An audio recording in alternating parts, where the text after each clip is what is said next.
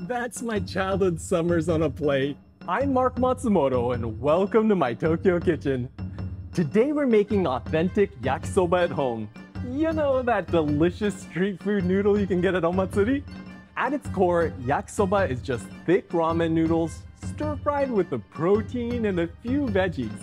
But the secret is all in the sauce. And today I'm going to show you a ridiculously tasty yakisoba sauce. So let's jump in and have a look at our ingredients.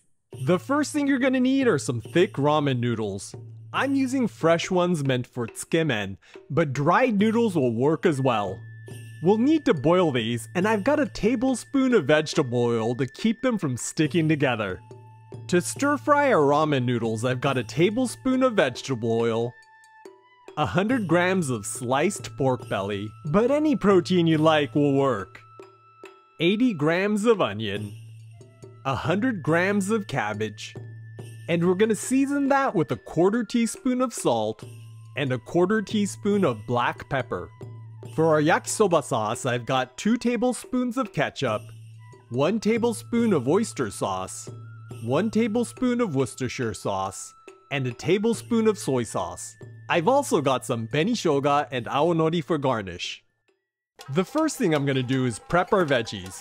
For the onions, just slice them up. You want to go for pieces that are about 1/4 inch in thickness. For the cabbage, I'm going to slice them into manageable strips, and then we're going to chop these up so they're about 1/2 inch wide. There's no need to be precise here, but you want to go with relatively thin strips so they intermingle with the noodles. For the pork belly, I'm going to chop them into 1/2 inch strips.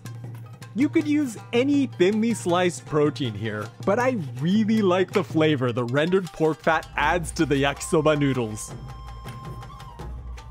For the yakisoba sauce, add the ketchup, oyster sauce, Worcestershire sauce, and soy sauce to a bowl, and stir the mixture together until it's nice and smooth.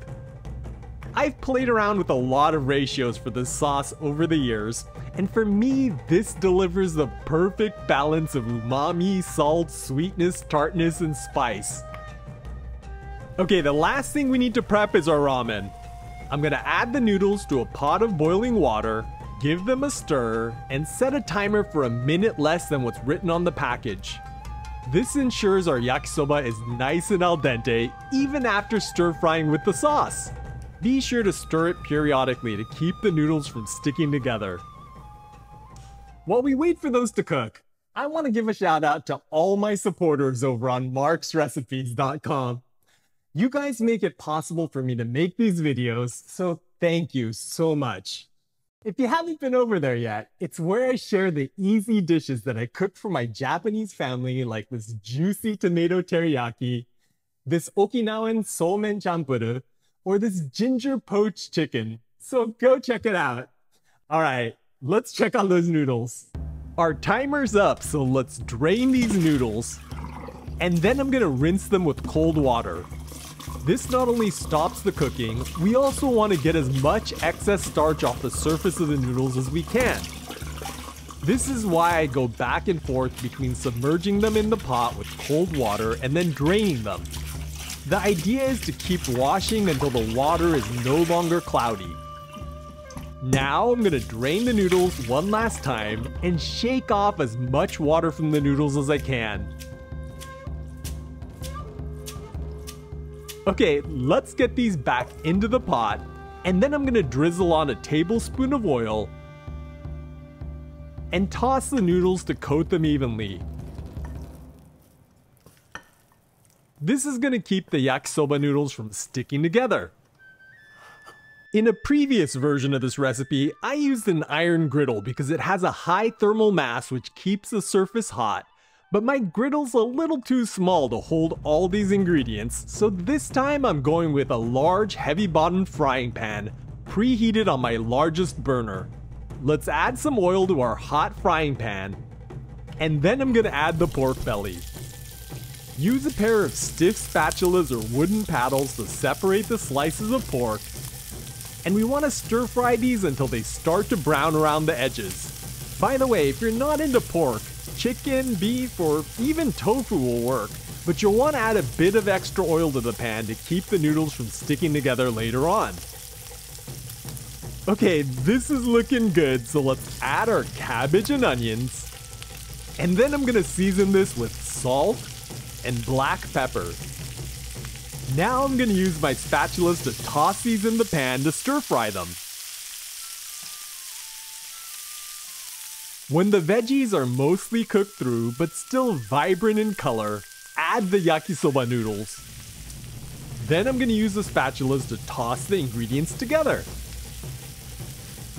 This is normally done on a much larger scale on table-sized steel griddles at food stalls during Japanese festivals, but you can achieve the same results at home using a frying pan. Just keep tossing and stir-frying the ramen until it's warmed through. There's no need to brown them just yet. Next, I'm gonna add the sauce, and this is where the magic happens. Once the sauce is in the pan, we want to keep tossing until it's evenly distributed amongst the ingredients.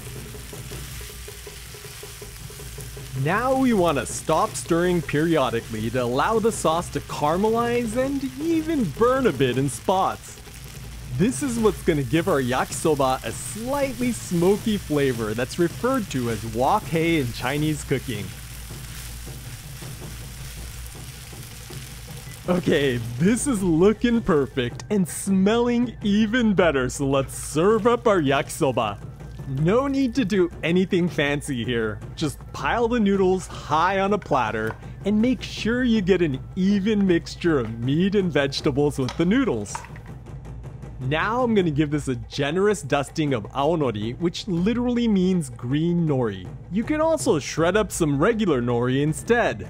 Finally, I'm gonna top this off with a mound of benishoga or red pickled ginger, and our yakisoba is ready to eat. So this smells like my childhood summers in Japan, so let's give it a try. Itadakimasu. Oh, it's so colorful, look at that. All right, let's get some noodles and a little bit of benishoga in there too.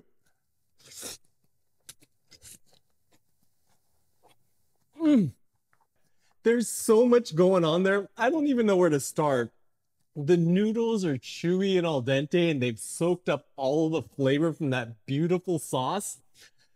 And the sauce, let me tell you, it hits all the right notes. It's savory, sweet, tangy, a little bit fruity, and it's got a spicy kick. And then you've got those savory bits of pork with the sweet, crunchy vegetables.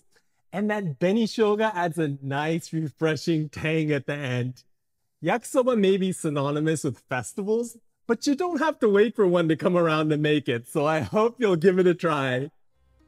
Well, I think I'm gonna go cool off with some shaved ice, but check out this playlist for more Japanese street food, and I'll catch you in the next one.